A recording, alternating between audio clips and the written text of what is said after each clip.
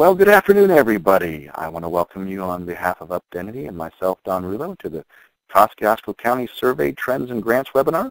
I want to welcome those of you from around Kosciuszko County, as well as we have a few special guests from outside the county. And I also want to welcome those of you who are going to be viewing this webinar because you could not attend today in our actual live webinar, but you're viewing it as a recorded webinar. We welcome all of you, and we're excited that you're here today.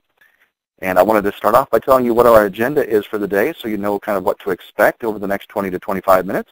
And our agenda is simply this. We're going to share the survey results from Kosciuszko County on the survey that we had sent out and many of you had filled out.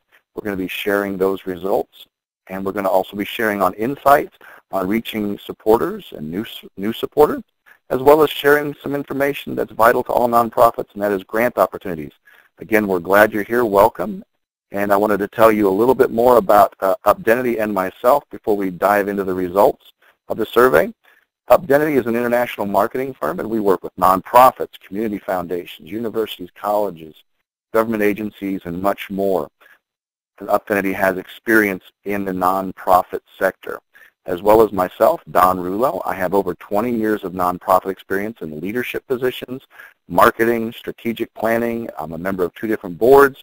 One of those boards I'm the vice president of. So between Updentity and myself, we have great experience working with and for nonprofits. Now let me tell you a little bit about why we did the survey. The first and foremost reason was to simply find out what activities and marketing methods are being used to successfully reach supporters and potential supporters. In other words, what's working and what's not? What are nonprofits using to reach supporters and new supporters? What activities and marketing methods are working for them and what aren't? And we wanted to be able to collect that and be able to share that. And we did talk about 14 common market activities, 14 common activities across the nonprofit sector, as well as 5 common marketing methods across the nonprofit sector. We are talking about all of those to find out what's working and what's not. Second reason we've done this survey is to help nonprofits find the best way to reach new supporters. We want you to succeed, and we know that one of the best ways to do that is to find out what is everyone else doing and how are they doing it, so you can glean some good information from that and see how it fits your organization with your goals and your missions, and then share that information with you. The last reason is to simply to inspire and equip nonprofits to increase their message and their mission. We know how important it is to get your message and mission out. In other words, to tell your story. You know, it's a pretty noisy world out there to be heard, and we want to make sure that you are heard. Your message and mission are being heard the best way possible, because the more people who hear your message, obviously the more people who know about you, therefore you have more volunteers, more donors, more supporters. So that's what the reasons that we've done this survey is, to help you out in those areas. One last thing before we dive into the results is we want to share a little bit about the survey itself. We did the survey in Kosciuszko County, as you can see highlighted in the little Indiana map there. We had a 21% response from the nonprofits we contacted to take the survey. We're very happy with that. We also had a broad sector of nonprofits, or a diverse group of nonprofits, reply. So again, very happy with that as well. There wasn't just one type of nonprofit. All the nonprofits had various missions and goals. Again, that's great to have that diverse and that mix. The webinar and the final results are going to be shared with all nonprofits in our county, and even if they weren't able to attend today, they're going to get a recording. So everybody's going to be able to find out about the results of this as well. And here's something really neat. In the next few weeks, we're going to take the survey, slightly probably adjusted, maybe some here and there, but we're going to take this survey and we're going to survey the entire state of Indiana and its nonprofits. And we're going to be able to share that information as well. And you'll be able to get that information either through a live webinar, a recorded webinar, things like that. So we're excited to be able to share that with you. So let's get ready. We'll jump right into the results. So here we go. Let's talk about direct mail. That was the first one that we talked about, direct mail. The most successful activities considering the time and money investment that you had to have. Here's how it laid out. I don't want you to get hung up on the numbers so much that you see, because the numbers will vary, but it's more of the order and the actual activities that you see. It was donations, awareness, and volunteers. Donations, awareness, and volunteers were the top 3 when people used direct mail. That's where they saw the most success and the most return on their investment for their time and money. The next group that was least successful was event attendance, donations, and memberships. Now, just a little side note here, you notice that donations was the top one for as far as success, but then it was also in the bottom group as far as least successful. And I want to kind of explain why you might see a particular activity in both the most successful and the least successful. Simply put, it's because certain people may have sent out a certain mailer at a particular time to a particular group looking for a particular thing. They may have only did it once and had a return that they didn't think was successful, things like that. So that's going to play into it. So those aren't numbers that we would throw out or put us off very much. We can see that from time to time. But donations, awareness, and volunteers were the number one things that people got a response from when they used direct mail. Now, when they used phone calling, the most successful activities they had were donation, volunteers, and event attendance. You can kind of see we're kind of started to set a pattern early already. Simply picking up the phone and talking to people always helps. So those were the top three for using the phone, whether it's individuals or group calls, whatever the case may be, like a phone-a-thon or a telephone. The bottom group, the least successful activities, considering time and money, were newsletters, awareness, and then there was a group of others. That others is multiple things that are all about the same, so we just lumped them in there. But you can see calling people to say, hey, would you sign up for a newsletter, didn't give them a great response, or calling people just to tell them, hey, we're here, did you know about us? It wasn't a great response for them. They had a better response when they were talking to people about donating money, donating their time, and coming to an event that they were putting on. That's where they experienced the most success when they used the phone.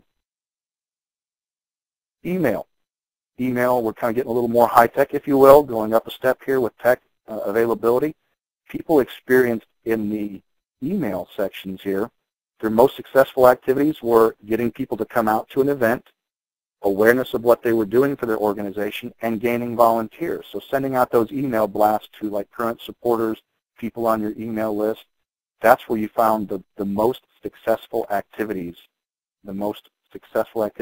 And donations was a close fourth. I'll call it an honorable mention. It's always seemed to be in the top as well. The least successful activities using the email blast, etc., were memberships, online stores, and testimonials. It wasn't a great response if you sent out an email and say, hey, become a member. And there are certain nonprofits that do have memberships, like a YMCA and similar organizations, so they are asking for those things. That was just the least successful. The online store is simply, hey, buy some product we have that we're selling in our online store, if you will. They didn't get a great response there, as well as asking for stories and testimonials. It wasn't a great response through using an email blast. Wanted to let you know that we're going to talk about those because those are hugely important here in just a few minutes, okay, about sharing stories and testimonials. Major impact on nonprofits. Website, kind of taking it up even another notch here, website. And website is a collect-all. It's a place where people get funneled to, of course. Look at the numbers that we have here. The most successful activities they had and a great return on their investment using the website was getting donations, bringing awareness, and event attendance. That really didn't surprise me. The numbers were up a little higher than I thought, but the order necessarily didn't surprise me or anybody that much at all. But this is a great thing to notice. You are having people donate online. You're telling your story, bringing awareness to people online through your website, and people obviously coming to the website to register for an event that you have. Those are great, solid numbers. Now, the website for the least successful activities and return on the investment was volunteers, event attendance, and social media. The volunteers, the problem that we saw there, and I've had comments, again, I'm taking all the, not only the raw numbers, but the comments made on your surveys as well. We put these all into context was because people weren't going to the website necessarily to register to volunteer. Not surprising. Again, you see a little bit of duplicity here with the event attendance in the top three and then also in the bottom three. Again, it depends on what the event was, the time of year, did somebody do it once and never tried it again, that type of thing, the level of success they may have had. And then social media. Social media was there. People would come to the website, but they wouldn't necessarily directly go to a Facebook or a Twitter or some other social media to be active and interactive with them, having a dialogue instead of a monologue from a website point of view. All right? Some takeaways so far, okay? We're about halfway through or so, maybe just a few more minutes, and we want to take some takeaways from what we've already discussed. The top 5 most successful activities across all marketing methods, and I know some of you might be taking notes. Don't worry, you're going to get this recording. That's no problem. You can look at it again and write these down. If you are taking notes, great. But the top five most successful activities across all marketing methods, no matter what they were, that they got feedback on was donations, awareness, event attendees, volunteers, and newsletters, and they were in that order. So the most successful things were getting donations through marketing methods, awareness, then event attendees, and so on. The least successful activities were gaining membership, selling something online through an online store, or a space rental. For instance, that would be, for some of you who may not be aware, certain nonprofits have a room to rent, a facility to rent, things like that. And so that would be a space rental. Auctions and testimonials, again, there. So that's what we can take away so far. That's the top 5 best successful activities and the least successful activities across all of the different ways people can market. So you can pull some information from there to help your organization go forward. The last one I want to kind of talk about as we kind of go down to this, the last marketing method I should say, is the online advertising. Interestingly here, I have to ask the question, is your nonprofit using online advertising? Has it thought about using it? Because the results that we had are telling us that people really haven't used it. It was not really existent, to be honest. And so we're finding out that people weren't using it so much. The question to ask is, why? Why aren't people using it? Is it because of lack of staff, maybe lack of technical knowledge, budget concerns, or fear of the unknown? Haven't done it before, so I'm not sure how it works. We've always phone called, we've always sent emails, we've always done direct mails. Never done this before. Maybe that's part of it, we don't know. And so, but maybe you can answer that as I'm asking you the question. Here's the key, though. This is the big takeaway from understanding online advertising. 75% of potential supporters are going online to determine where they give their time and their money. That's a huge, staggering number. That's a stat that we need to ingrain in our brains. They're online looking. Where do I want to give my time and my money? What is it that I'm passionate about? So the question I then ask is, are we meeting them there? Are we getting to them? They're there waiting. They're there searching. Are we meeting them there? The most successful activities that we have all throughout the results of the survey, they had one common thread, and that was simply this. Supporters connected online through a website. The website was the place they came to, but they connected online to get there in some way. So that online connection, that online advertising is a huge link to connect with, because that's where it all comes from. That's where they're coming from. But see, the problem I also think is most supporters are generally directed to a website. In other words, they are told to go to a website. Hey, we sent out a mailer, let's say, or we talked to our friends. Go to the website and register. We want to go to an event, go to the website. You want to give, go to the website. Nobody's just finding it or stumbling on the website. Very few people stumble on the nonprofit's website. There's so much out there. Again, that's why that online advertising is such a key, is to meet them where they're at already. But most people are directed to a website. They don't just stumble on it. The problem is most websites are simply a billboard in the desert. We can have a great website, and you must, let me repeat, you must have a great website. It doesn't have to be fancy, but you have to have a great website that has all the connections and all the places for them to go, tell your stories, to donate, all those things. But the problem is it's just a website by itself is just simply a billboard in the desert. That's the problem. Now the solution is websites need to be a billboard in Times Square. That's where people see it. That's the visibility. People get to see it more than in the desert, obviously. So it's critical to have people come to your website, because what do you want to do at your website? You want to connect, engage, and build relationship.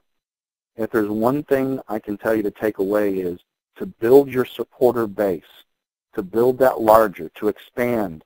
And we're going to talk about the dream comments that you had in here in just about another minute. You want to expand. Many of you said you want to expand and do different things. That means you're going to have to expand your supporter base. In order to do that, you have to connect and engage and build relationships before they really truly become that supporter. And that's how you need to do it, is simply by getting better visibility to them. Here is 2 real-life examples of what exactly happened through someone switching the way they did things, taking their website from a billboard in the desert to a billboard in Times Square. And some of you who are local may know these two organizations. I know them both very well. The Dixie Sternwheeler, known as the Dixie Boat, and the North Webster Community Center. An average between the two, because they were both very close, I'm sharing the numbers that they actually had here. They were receiving less than 250 website visitors per week. Now they're receiving 1,100 to 2,100 visitors per week. That's going from the desert to Times Square. They weren't promoting their mission through their most commonly used search tools, but now they're getting it out in front of tens and even hundreds of thousands of people to at least see it and have those people actually come to their website. And the key is, and we're going to talk about it in just 1 second because we're almost done. We've got about maybe 7 more minutes left, is they got to tell their story and connect and engage. Therefore, they can gain a new supporter or enhance an existing supporter maybe. So I know it's getting close to Thanksgiving, so I asked the question, my favorite pie, pumpkin pie, is anyone ready for some pie? Well, supporters and income are the pie. People who support us volunteer-wise, donate money, they're kind of our pie. We all have a pie that we're working with. And there's only so much pie to go around, right? Well, maybe not. Not like at least what we have thought. See, now more than ever, nonprofits are asked to do more, be more, serve more. And like I said, I'm on the board of 2 of them. I know firsthand. We're trying to do more with less, it seems like.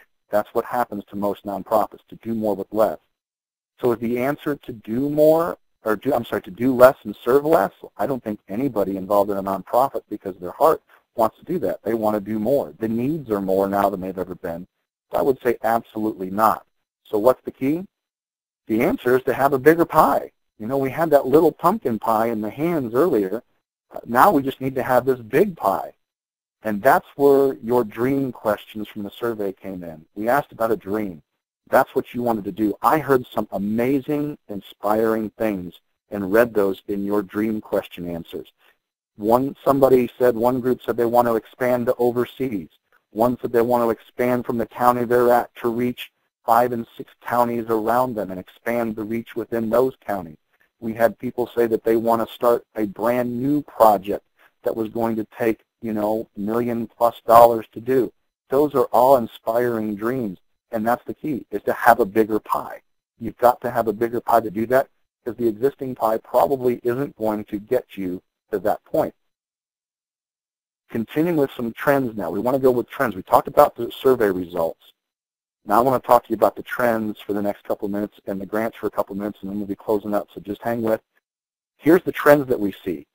And first, let me tell you, what you're seeing on the screen is by no means the end of all these statistics. I've only picked out some and highlighted some.